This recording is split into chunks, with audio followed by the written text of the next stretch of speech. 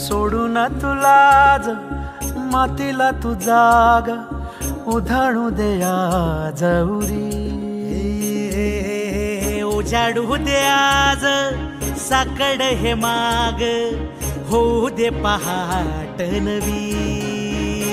आता होऊन जाऊ दे साऱ्या जगाला पाहू दे पडू दे पाऊल